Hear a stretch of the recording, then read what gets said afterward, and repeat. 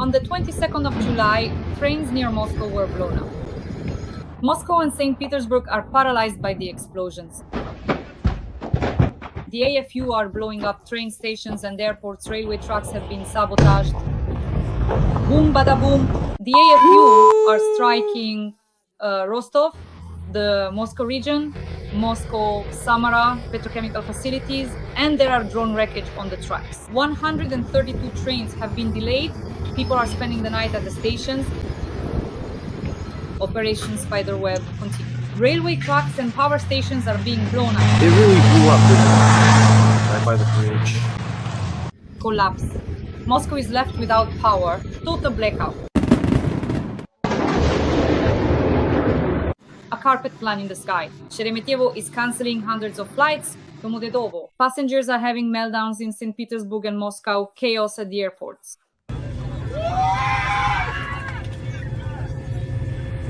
A series of explosions in Kursk.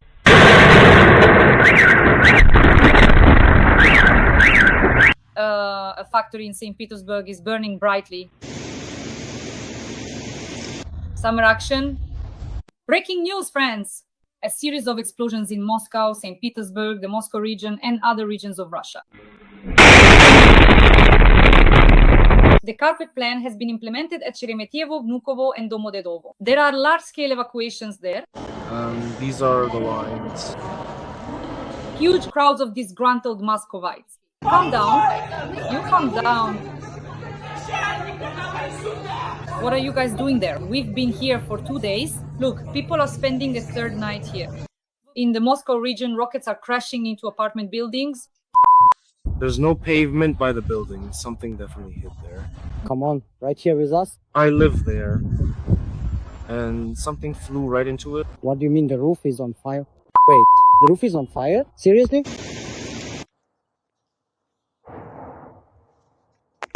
Don't you really think we're turning into Donbass? Well, in general, we were really quite fortunate and incredibly lucky in the bedroom. Because Moscow's air defense hit Moscow apartments. so that there would be a good curtain. The glass basically flew straight into it all at once. And in St. Petersburg and the regions nearby, military factories were attacked. Burn bright so it doesn't go out. There are firefighters and an ambulance here now. I think it was just a piece of shrapnel that flew off. Ukraine is preparing ballistic and cruise missiles so that they can reach key military targets in Moscow, the Moscow region, and St. Petersburg. 2 explosions occurred in the morning near Desanaya Bay, close to Vladivostok. Previously, large landing ships of the Pacific Fleet conducted exercises there. Friends, glory to the armed forces of Ukraine. And the cherry on top there is a state coup being prepared in Russia. Moreover, the elites in Putin's inner circle are involved in this. Ekaterina III. Sources from the VCK Gubo public channel have confirmed that Putin's closest advisor is promoting the idea that his daughter should become the new head of Russia as early as 2026. The advisor to the Russian dictator Mikhail Kovalchuk is actively convincing Putin himself that his daughter, Ekaterina Tikhonova, should take this role. Insiders claim that one of these women should run in the early presidential elections of 2026 as an independent candidate. We will discuss all of this with analyst Oleksandr Demchenko right now. Breaking news, friends! On the 22nd of July, Russia is paralyzed. Drones are striking Rostov, Moscow, the Moscow region, Samara, and petrochemical facilities. There are drone wreckage on the tracks. 132 trains have been delayed. People are spending the night at train stations. The carpet plan is in effect in the sky. Sheremetyevo is cancelling hundreds of flights. Domodedovo. Passengers are in a panic. There is even video footage. There is chaos at the airports in St. Petersburg and Moscow. There is panic in Istanbul. Flights are cancelled, luggage is lost. In the Moscow suburbs, elite residential areas are flooded. And in Moscow, the Yauza River has overflowed its banks. In general, Moscow is going underwater, just like it used to happen with St. Petersburg. And in Novorossiysk, oil tankers are exploding. The Kremlin is so afraid that Putin himself has ordered the FSB to inspect every vessel. What is this, a new phase of the war or a total collapse within Russia? We'll break it down together with top analyst Oleksandr Demchenko. Sasha, hello. Hello, Dasha. Hello, everyone. I've got some good news for you today. I suggest we start with the railways because we're hitting the railways, we're hitting the energy sector. And right now there's a total collapse, not just in aviation, but also on the railways. What do you think? You want to start with the railways, but I want to start with Putin, you see. I'll allow myself to do that. You see, Dasha, you're saying the railways are paralyzed, the airports are paralyzed. I keep sitting here thinking to myself, God, when will Vladimir Putin be paralyzed? Just imagine, we wake up and Putin is paralyzed. Putin has been paralyzed. Power shifts in the country. The question is to whom? So I'm thinking, judging by the leaks, negotiations are starting tomorrow. Negotiations, or rather today on the 23rd, 24th, yes, negotiations between Ukraine and Russia are starting in Istanbul. So to whom does the power transfer? The power goes to the daughter. It turns out Medinsky is either sleeping with her, or he's friends with her, or he's putting some ideas into her head. But it turns out that Vladimir Medinsky has become the closest associate of Ekaterina Tikhonova, Vladimir Putin's daughter. It turns out she's now also the main person in charge of ideology. We just couldn't figure out what exactly is Medinsky doing in this delegation in Istanbul. Why is he constantly leading it? Now it's clear why. Turns out the daughter put him there. I don't know what kind of relationship they have, romantic or not, but it's clear that this partnership will go far. As for the railways, it's obvious that Ukraine, they were shouting so loudly. Now they're saying there will be a new wave in a month or a month and a half. A new offensive. Where is it? What's going on with this offensive? Has it all fizzled out, failed, stalled? Yeah, that's right. They promised to take Sumy, Kherson, Zaporizhia. So where is it? And how did that go? So what? To reach the borders of Donetsk region? So where is it? And how did that go? And what happened? Why are there strikes on the railway? Let me explain. We're directly disrupting, Dasha. Every single day we'll keep disrupting, day after day, and harder and harder and harder. Every single day, we'll keep giving them a hard time. The offensive plans are being disrupted. The summer-autumn campaign is already falling apart, and groundwork is being laid to get Vladimir Putin to the negotiating table. Because if he doesn't get anything this year, either anything he intended to get, then they'll force him to sit at that negotiating table, and he'll sign a peace agreement, but it will just be a pause in the war and nothing more. But this is a fateful stage that's beginning. And I think that the next, not 50, but just over 40 days will be the most turbulent, essentially, in terms of the war and the most decisive in terms of the war. And I think that the conclusion of this Trump ultimatum will be a big fireworks show, a grand salute. Putin will be sitting in Beijing, watching the fireworks over Moscow as all of Moscow explodes, burns, where Domodedovo is, the pagoda of Sergei Kuzvugetovich Shoygu will be burning from rockets. I think if anyone believes that Ukraine will strike Shoygu's house with rockets, no, Ukraine doesn't need him, but Putin does need him. Putin will get Shoygu with his own anti-missile systems, then blame everything on Ukraine, and so on. You mentioned the FSB, that all the ports are coming under FSB control. That's important. Indeed, Putin has expanded the scope of martial law. Previously, for some reason, he imposed martial law only on Ukrainian territory, on the occupied Ukrainian regions, Crimea, all of Donbas, Kherson, Zaporizhia. So that's where he had martial law. And even in Crimea, I think, not completely. But now he's extended martial law to the ports as well. So what happened? Why did he extend it to the ports? What does the FSB have to do with it? Let me explain. There's no money, no one to hold on, nothing to hold on to, and no reason to. The FSB gets the money. Where can the security forces get money? Well, they went after the ports, after transportation, after export, import, and cargo shipping. Soon they'll go after watermelons, transporting and selling them by barge. Well, so the situation is turning out to be unfavorable. All right, moving on. For some reason, I have a very strong and profound feeling that there will be a very harsh and significant response soon. In the very near future, I truly think that Moscow will be burning, and that many missiles will be flying through the air, impacting their targets. I don't know whether there'll be Ukrainian missiles or Ukrainian missiles with American components, but the fact that it will be a large combined attack seems certain to. And the fact that Ksenia Sobchak is already coming out and telling everyone that the center of Moscow is shutting down and being evacuated, that generals are moving air defense systems to their cottages in Rublevka only indicates, first of all, that half of Putin's elite is dissatisfied with him. Secondly, that Muscovites need to run away. Putin abandoned them. It turns out he built himself a bunker recently in the rocks. Damn, he built himself a bunker underground. Listen, he built a bunker in the rocks, set everything up for himself there. He's not in Moscow.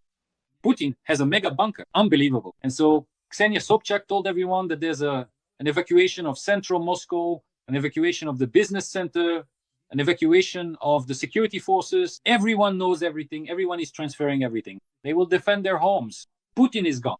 Well, there's only one thing left to wait for: a missile strike and the arrest of Ksenia Sobchak. There's nothing else to expect in Moscow, in my opinion. About Rublevka and the air defense systems. So do we really understand that Putin's inner circle on Rublevka is bringing in private air defense systems, or is it state air defense? Of course it's state air defense. Why on earth would they have private air defenses? They took it. They have air defense. The air defense protects Putin. Putin is gone. So what are they supposed to do with these air defense systems now? Why would they bother protecting the Kremlin or Red Square? The bigger the explosion, you see, the better for them. The more of a boom you get, the better. That's exactly why they've now taken these air defense systems and sent them to themselves. But they're making a mistake by doing this. Just today, he went after the vice governor of the Bryansk region. I think it was the Bryansk region. He also stole from the Dragon's Teeth, from all those defensive structures and so on. He already got rid of the old one, shot him himself. First he raped him, then he shot him. He didn't want to pull the trigger, so he had to beat the person to death. He also went after representatives of the Bryansk region. And in the Bryansk region, that's also a border area. Those are also generals.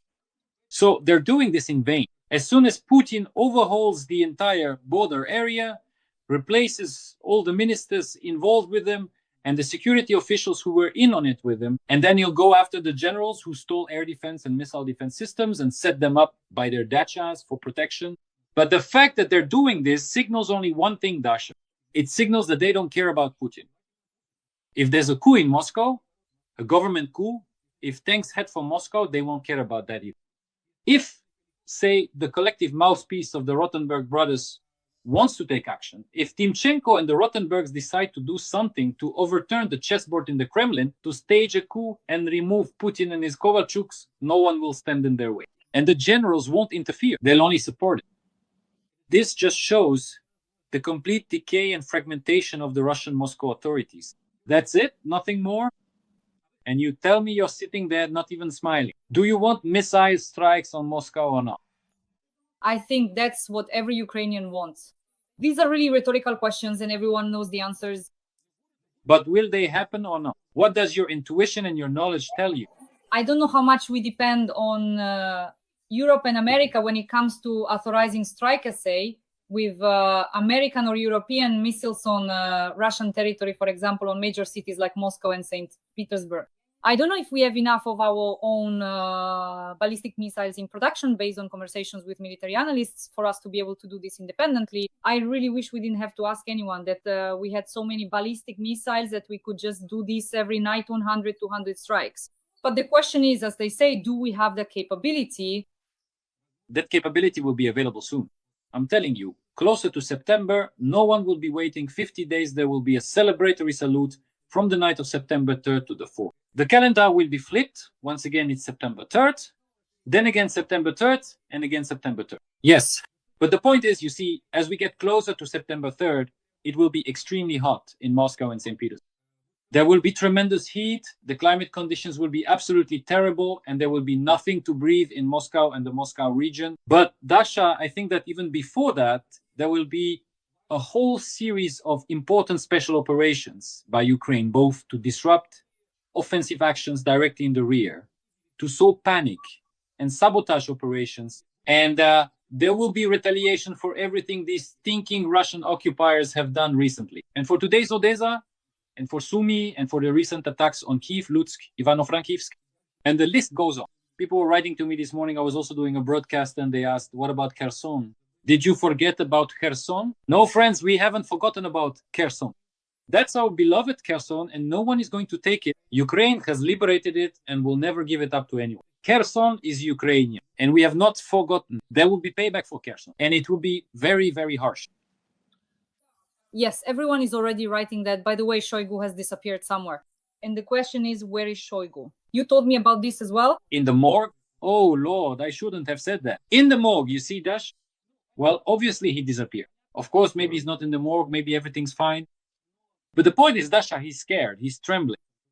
You don't even understand what's going on. Those people who are asking. Shoygu had an entire clan, a whole clan, the Ministry of Defense, the Ministry of Emergency Situations, entire regions like Tuva.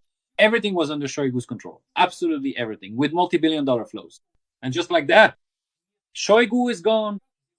Now they're taking the very last of them. His governor, his vice governors, his deputies. They're wiping out all the local deputies, the local government in the region, in his home region. And soon they will take his shamans, whom he led Putin to, and they will destroy all these shamans, cut off their heads or send them, like Shaman Gabishev, to a mental hospital. Dronov will take this shaman and send him there along with Mizulina. It's high time. Putin doesn't need them. But you see, Dasha, Shoygu has disappeared, vanished, he might show up, or maybe not. Maybe he went to China, maybe to North Korea. They say they're closing the most elite resort. There is the only one, the most elite resort they have in Pyongyang. They'll have to close it soon. Kim Jong-un has no money. He gave it all to the Russian Federation. Maybe Shoygu is already there, soaking his feet somewhere next to Kim Jong-un. It's safer for him there. Believe me, it's safer for him there than next to Putin. I'm telling you, if there's a missile attack, Putin will take advantage of idle fire his anti-missile right at Shoigu's pagoda, at Shoigu's house. There won't be any Shoygu left. That's it. Because things are going badly for him. He's been destroyed, he's been gutted, everyone around him has been eliminated, they've all been arrested, and some have probably disappeared, like his deputy Shvetsova, the woman who was in charge of finances and had ties to the tax authorities, and for a very long time was the Ministry of Defense's contact with the FSB on behalf of Shoygu. Where the hell is she? She outlived the former Minister of Defense, but partly outlived Shoygu, and then disappeared in an unknown direction. A man simply disappeared. Well, Timur Ivanov, and so on down the list. Salikov, how many of these people are there already? And then it goes and goes. And I think that Shoygu will of course be torn apart, and publicly. It will be a public execution. And he has only himself to blame for it. A man who could have outsmarted Putin, but instead of outplaying him, instead of taking power into his own hands, instead of strengthening his own position, instead of trying to change the situation in Russia, and he could have done it. Now he is left all alone in proud solitude. He says he feels cold and lonely. And the secretaries of the Security Council today, for example, Putin's friend Ponosova died, the head of an important court. Yes, the main court in Russia, the Supreme Court. So what? And Putin's Klasmatesha was 71. Putin is 72. Stalin was 73. So we are approaching that milestone. But Shoygu isn't young either. And I think they might arrange it so, as Professor Solovi said, the heart of an old warrior might not hold out. It might not hold out. Right now, strange things are happening in Russia.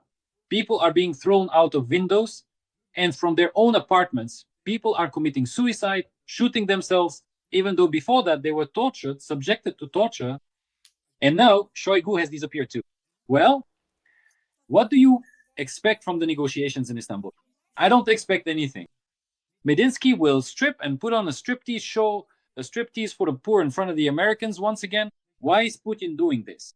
For the poor, in quotes. Why is Putin doing this? He's trying to buy time. He's showing, look, I'm normal, I'm not crazy. See, I'm going to negotiation. Just please, no sanctions, no tariffs, don't touch China. Let's meet in Beijing, the three of us, you, me, and Xi. Let's talk on Tiananmen Square, where the communists killed a hell of a lot of people, crushed them with tanks. Let's meet, talk, settle Yalta, all that stuff. Trump and Melania don't need that.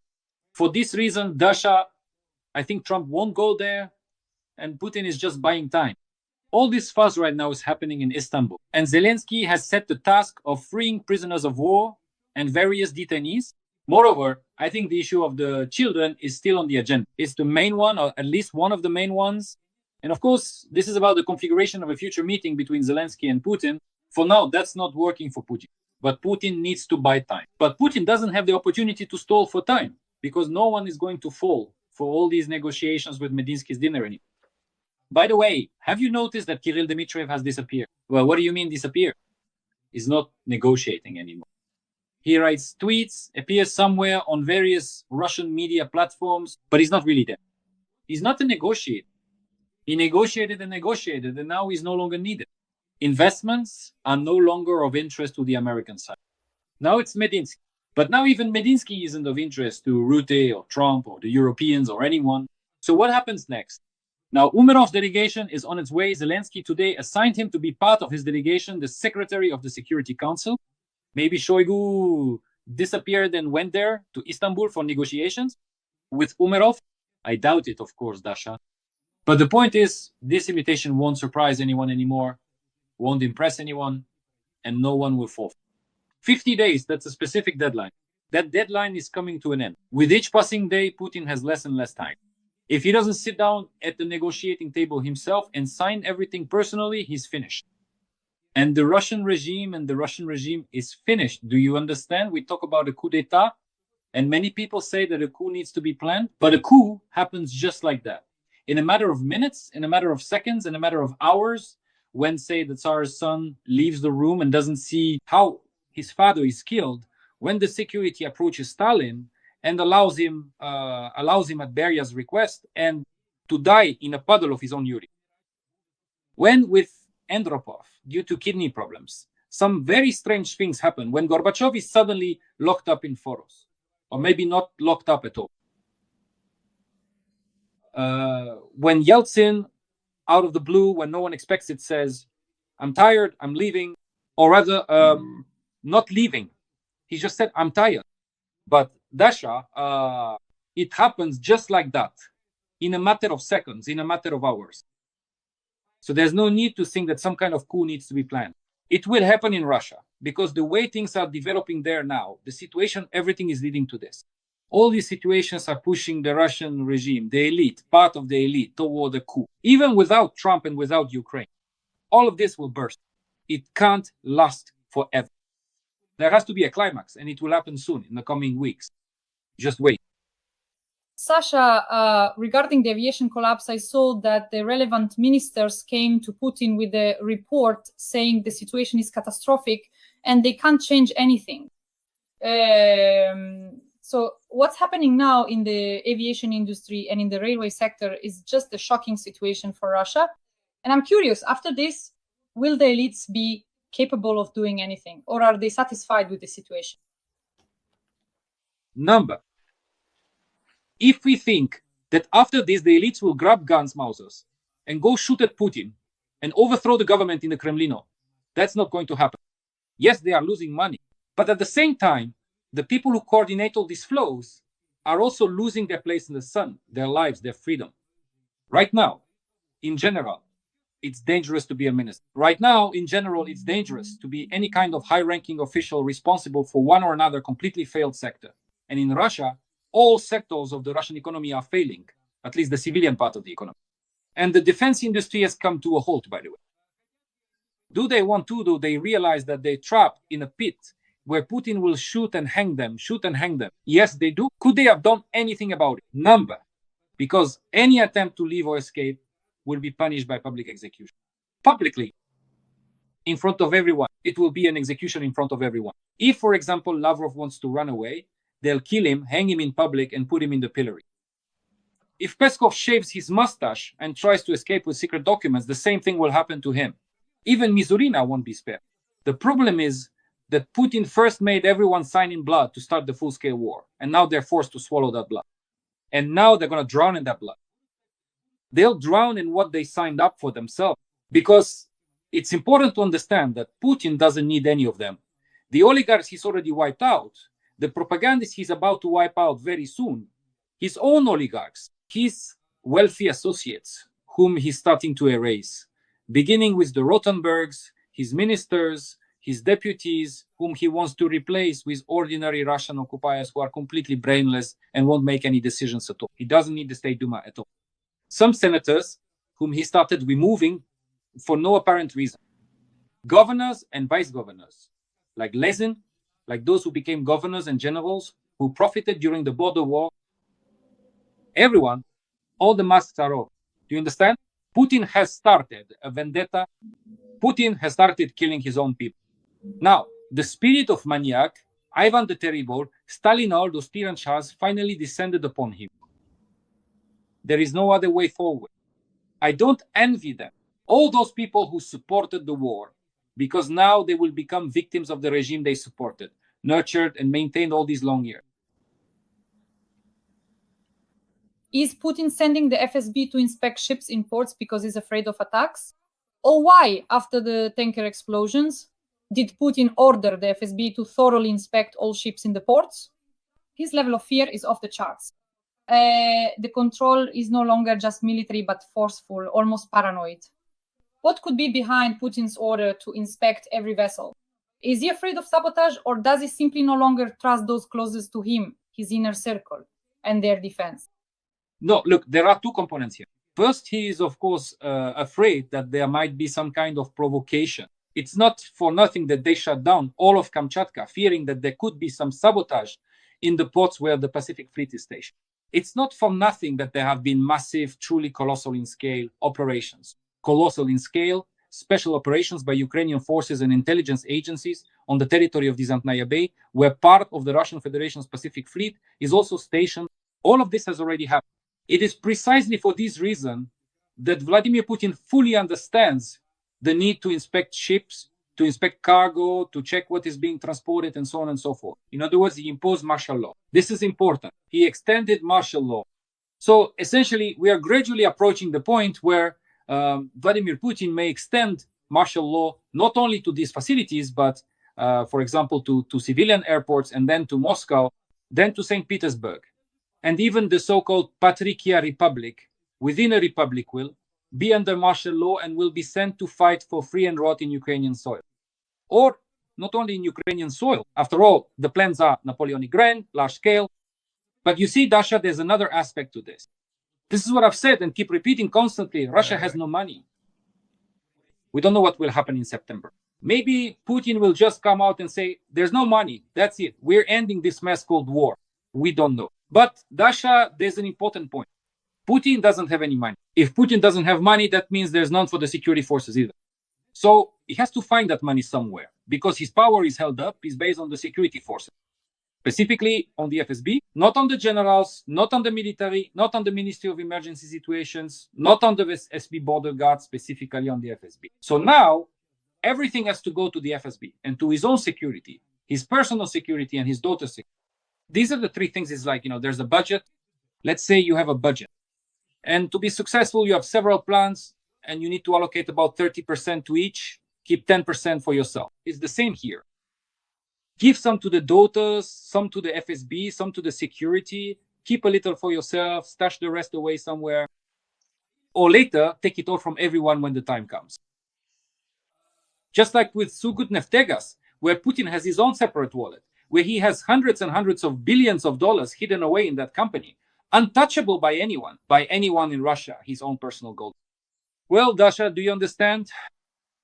There's no money. You have to get money from somewhere. How to receive, kill ministers, redistribute flows, where to give to the FSB. How can I get more money for them? We need to put them somewhere. Where to put it if that's all? Everyone is stuck everywhere. Well, you're not going to kill the Rotenbergs, are you? You won't. You won't destroy them completely, will you? Until you do, you're not going to, destroy some other ministers either. Especially since the memory of Starovoy's destruction is still fresh in the minds of other ministers. You won't. So what needs to be done? Give the FSB a feeding trough. Where do you get this feeding trough? It doesn't work with airports because there's a collapse there. 1,000 flights in 3 days. Everything is at a standstill, Pankeila. Where else can you get it? Well, of course, the ports, of course, cargo transportation, shipping, of course, all the sanctioned goods, of course, the river fleet, of course, oil, of course, coal, of course, fertilizers, of course, food products. Well, of course, export and import. Well, of course, there. And what will they do there? Steal shamelessly from everyone. Everyone who comes in and everyone who goes out. That's a good source of income. As long as it keeps working, they'll stay quiet. But when they start getting less and less money, and some keep getting fatter of the war while the rest get poorer and more destitute, they'll start to wonder, give us more. And there will be nothing more to give. And then what? Then they'll stage a coup themselves and remove Vladimir Putin. Because no one seems to understand. Vladimir Putin is nothing more than an executor. He's the keeper of the common fund. He holds the money, other people's money. He holds the Lubyanka's money and has always held their money. He does what they want over there. He's dependent on this monster, on the KGB. He himself is a product of the KGB and was put in place by the KGB to do what the people in the KGB want. And that's what he does. And when he can no longer do that, they'll put in a new, young, promising lieutenant colonel or colonel. They'll call him not Putin, but something like Putin or something else. And once again, there will be order and stability in Russia. Dasha, this is a very important question. But before that, friends, please like this video and write a few kind words to our tandem Dasha plus Sasha, Sasha plus Dasha. In the comments, let us know what you think about the situation overall and tell us where you're watching from. Sasha, what is it that concerns all of us? First of all, considering that once again, most likely the Russian delegation that will go to Istanbul will amount to 0. Yeah, I'll multiply you by 0. In terms of its significance and status, the result will be nothing globally important. And what will Trump do then? Because once again, we understand that in September, the Senate has to vote or not vote, and Trump has to either fly to Beijing or not. The question is, after yet another failed round of negotiations in terms of a ceasefire, which is very important, what actions might Trump, our European partner, take when he sees that once again Putin has deceived him, tricked him, and so on? There's nothing new to expect there. He said he would close the Ukrainian sky and supply Ukraine with Patriots, but they won't be sent to Ukraine in just 1 week. It's a process. It's obvious that Donald Trump will supply Ukraine with weapons so that Ukraine can strike Moscow. It wasn't for nothing that he told Zelensky, you're not striking because you don't have the weapons. Well, fine, I'll give them to you. It's clear that he will be preparing not just one special operation for Ukraine, but a large global US-Ukrainian or US-European Ukrainian special operation, while Putin will be dancing with Xi Jinping on Tiananmen Square in Beijing. But the point is, this will happen. Isn't that enough? And what about the sanctions he's planning to impose? Look, the Indians are already getting nervous. Right now, negotiations between India and the US are very difficult because Trump wants to impose a 26% tariff. The Indians don't want that. And now he's saying, if you trade with Russia and buy Russian oil instead of mine, or say from somewhere like Guyana, then you'll get a 100% or even 126% tariff. Tell me, do the Indians even need that? No? What will they do? Will they refuse Russian oil, or will they buy much less of it at an even bigger discount? What will happen to Indonesia? With Indonesia and Japan, which just bought the first batch of Russian oil out of the blue, will buy it? Number. Will South Korea trade there? Number. And what will happen, for example, with Turkey, with the countries of the Caucasus, or with the countries of Central Asia? Will they do anything? Number. Will the hub in Turkey remain as it is now? Number. Will the situation in the Black Sea region change? Yes. Will trucks carrying Russian goods be allowed to pass through Bulgaria into Turkey? Not as much, not as many will be allowed. Everything will shrink to the bare minimum. Can Putin's economy exist without all of this? Number. So that's already a lot. It's already a lot as it is. Biden never gave Ukraine 17 Patriot systems, despite all his support. This one will, we all used to joke saying, well, maybe 3 or 4 launchers at most. 17 full-fledged systems, 5 of them just taken from Switzerland. The Swiss are in shock. They say, damn, we never expected this at all. There you go. Just from Switzerland alone, 5 units. Germany said it will now deliver 2 units immediately, and so on. He'll find them and deliver them. Is that not enough? Considering that he's also dealing with a huge listen, I'm not defending him. I don't like many of his decisions. I'm not a Trump supporter by nature. I'm not a Democrat, by the way. But Dasha, you see, the point is this. You have to work with the administration you have. You have to appreciate what you have, and you have to work to get more and more. Right now, the ball is in Putin's court, but the score is suddenly in Ukraine's favor.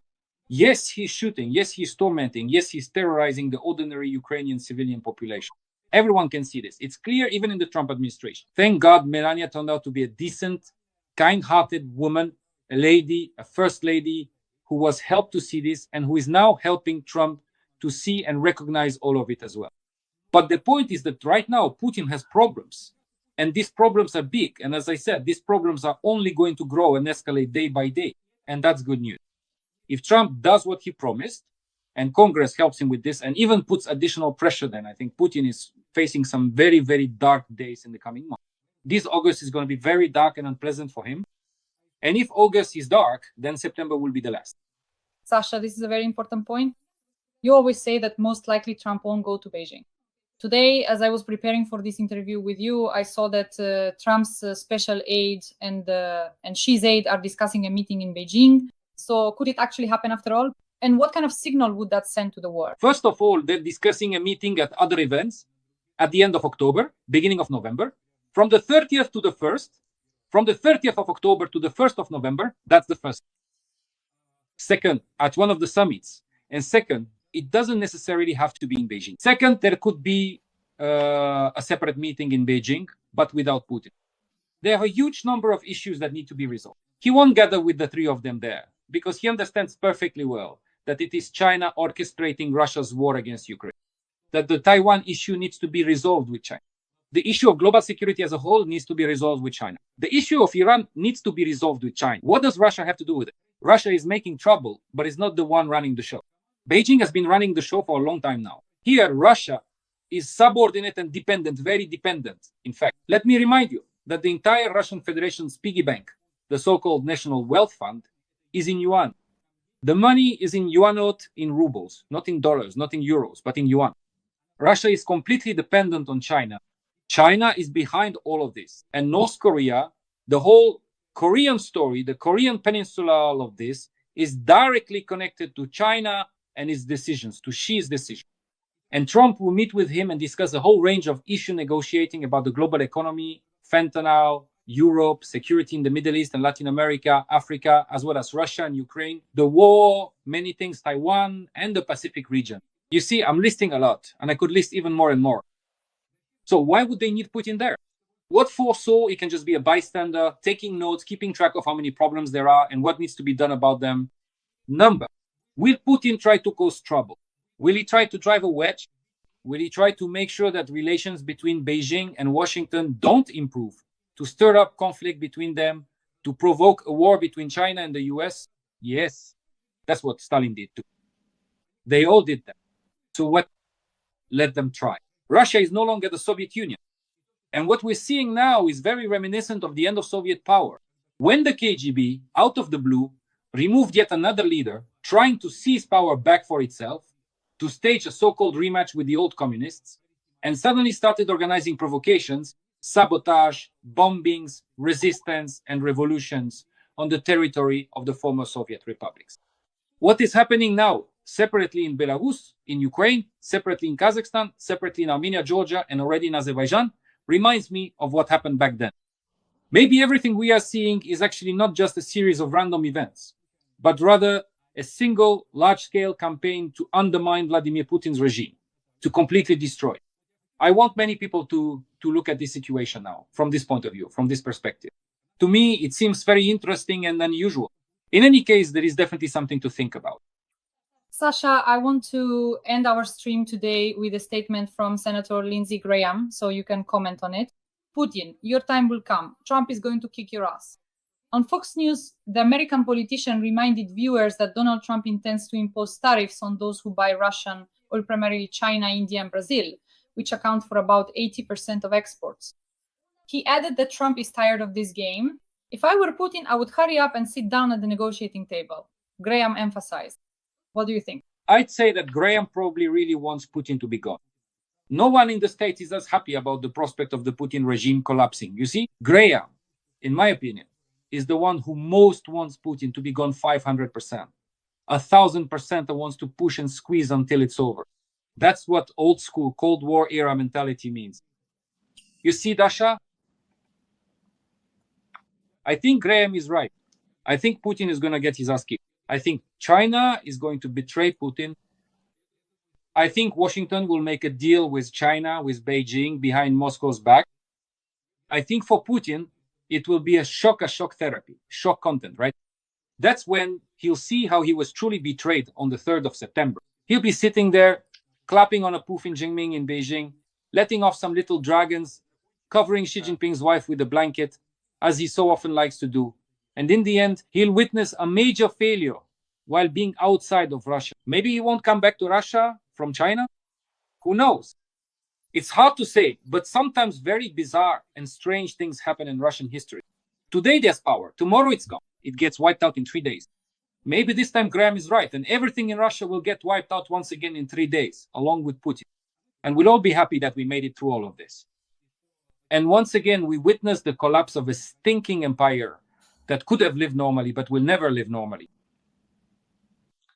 Friends, our tandem is Sasha plus Dasha. Dasha plus Sasha comes out twice a week. We discuss the top topics and events. Support us with a like, a comment, and a subscription. In the comments, let us know where you're watching from and leave a few kind words to support our duo and the armed forces of Ukraine. Tell us what you think about the situation. Toponymist Oleksandr Demchenko. Sasha, thank you so much and see you this Sunday. Thank you, Dasha. See you next time. Bye.